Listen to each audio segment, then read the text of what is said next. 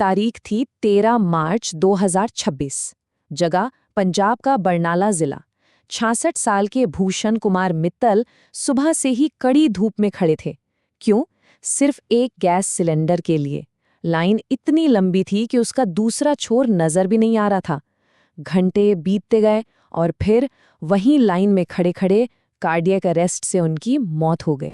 तो आखिर देश में हो क्या रहा है? ये जो एलपीजी का संकट है, इसकी सच्चाई क्या है? क्या वाकई में देश में गैस की कमी है? और सबसे बड़ा सवाल, ये संकट कब तक चलेगा? चलिए आज इसी की गहराई से पड़ताल करते हैं। तो सबसे पहले बात करते हैं उस हकीकत की जो आजकल देश की सड़कों पर दिख रही है। ये सिर्फ कुछ आंकड़ों का खेल नहीं है, नहीं, ये एक मानवीय संकट बन चुका है।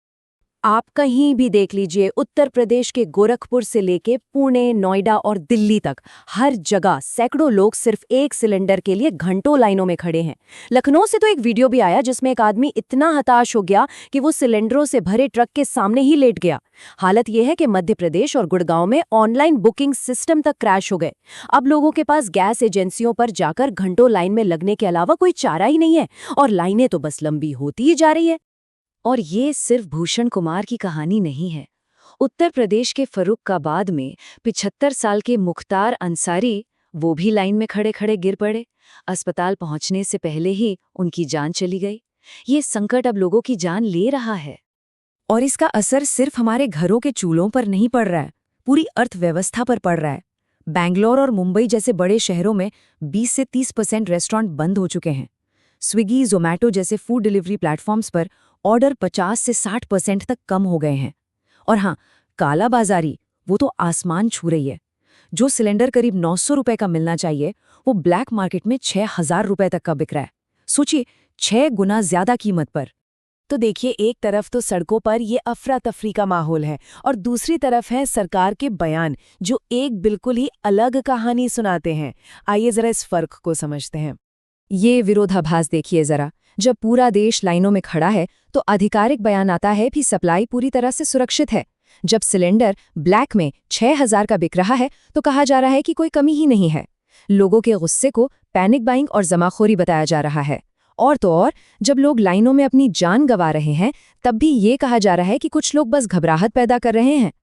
ये कोई सुनी सुनाई बात नहीं है। 12 मार्च को पेट्रोलियम मंत्री हरदीप सिंह पुरी ने लोकसभा में खड़े होकर कहा, घरेलू एलपीजी सप्लाई पूरी तरह से सुरक्षित है और डिलीवरी में कोई बदलाव नहीं हुआ है। ये सरकार का ऑफिशियल स्टैंड है। तो फिर सच्चाई क्या है? इस संकट की असली जड़ तक पहुंचने के लिए हमें ये समझना होगा कि हमारे घरों तक जो रसोई गैस पहुंचती है वो आखिर आती कहां से है। और यहीं पर भारत की एक बहुत बड़ी कमजोरी छिपी है। देखिए, गणित बहुत सीधा है। भारत में हम जितनी भी एलपीजी इस्तेमाल करते हैं उसका 40% तो हम देश में ही बना लेते हैं, लेकिन बाकी का 60% हमें बाहर से मंगाना पड़ता है, मतलब इंपोर्ट करना पड़ता है। और असली समस्या ये है कि इस 60% का भी 90% हिस्सा सिर्फ और सिर्फ एक ही रास्ते से आता है, स्ट्रेट ऑफ हॉर्मुज। ये ईरान और ओमान के बीच का एक समुद्री रास्ता है और जैसे ही अमेरिका ईरान युद्ध की वजह से ईरान ने इस रास्ते को बंद किया, हमारी आधी से ज्यादा सप्लाई एक ही झटके में ठप हो गई। और अब जो मैं बताने वाला हूं वो शायद इस संकट की सबसे डरावनी बात है। भारत के पास एलपीजी का कोई स्ट्रेटेजिक रिजर्व नहीं है। मतलब आपातकालीन स्थिति के लिए कोई बड़ा भंडार है ही नहीं।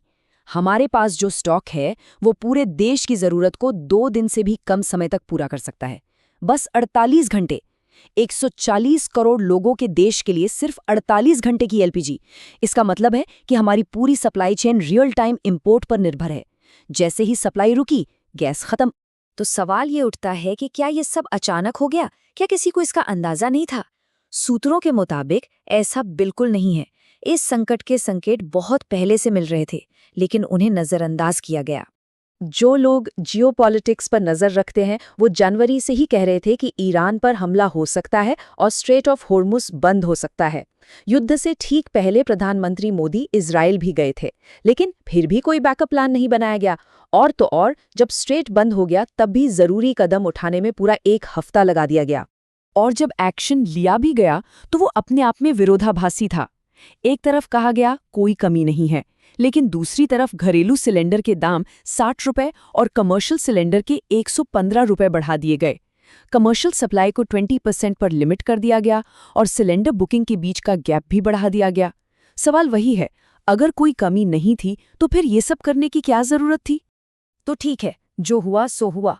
अब सबसे जरूरी सवाल पर आते हैं, ये संकट खत्म कब होगा? इसका जवाब इन 4 संभावित सिचुएशंस पर टिका है। पहला कि युद्ध विराम हो जाए, लेकिन ईरान की अपनी शर्तें हैं। दूसरा कि दूसरे देशों से सप्लाई आए, लेकिन अभी जो जहाज आए हैं उनमें सिर्फ 1 दिन की सप्लाई है। तीसरा कि स्ट्रेट ऑफ हॉर्मोज खुल जाए, जो अभी बहुत मुश्किल लग रहा है क्योंकि ईरान ने वहां माइंस बिछा दी हैं। और चौथा कि ईरान सिर्फ भारतीय जहाज़ों को निकलने की इजाज़त दे, लेकिन इस पर भी हर जहाज़ के लिए अलग से बात करनी पड़ रही है। मतलब कोई भी रास्ता सीधा या आसान नहीं है। तो असल बात यह है कि जब तक युद्ध खत्म नहीं होता स्ट्रेट नहीं खुलेगा, और जब तक स्ट्रेट नहीं खुलेगा गैस नहीं आएगी। जानकारों का एक यथार्थवादी अनुमान ये है कि इस संकट को थोड़ा कम होने में भी अभी कम से कम 4 से 8 हफ्ते और लगेंगे। तो ऐसे मुश्किल हालात में एक आम इंसान क्या कर सकता है? यहाँ कुछ प्रैक्टिकल बातें हैं जिन पर ध्यान देना जरूरी है। पहला, अगर घर में बिजली की सप्लाई ठीक ठाक आती है तो एक इंडक्शन कुकर एक बहुत अच्छा बैकअप हो सकता है। दूसरा, अगर इलाके में पाइप्ड नेचुरल गैस यानी पीएनजी की लाइन है तो उसके लिए रजिस्ट्रेशन करवा सकते हैं, क्योंकि उस पर इस संकट का असर नहीं है। तीसरा, अगर कोई ब्लैक में सिलेंडर बेच रहा है तो नेशनल कंज्यूमर हेल्पलाइन पर उसकी शिकायत जरूर करें। और चौथा, जो सबसे जरूरी है, घबराकर जमाखोरी न करें। एक एक्स्ट्रा सिलेंडर घर में रखने से बाहर लाइन में खड़े किसी और की मुश्किल ही बढ़ेगी। लेकिन इस पूरे संकट की सबसे दुखद, सबसे दर्दनाक तस्वीर आ रही है ग्रामीण भारत से।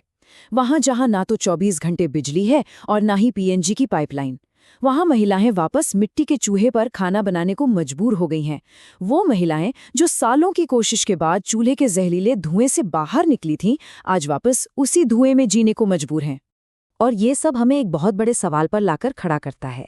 जब किसी आने वाले संकट का अंदाजा पहले से हो लेकिन उसके लिए तैयारी न की जाए तो उसकी असली कीमत कौन चुकाता है? भूषण कुमार मिट्टल जैसे लोग, या फिर वो महिलाएं जो आज फिर से चूल्हे पर खाना बना रही हैं?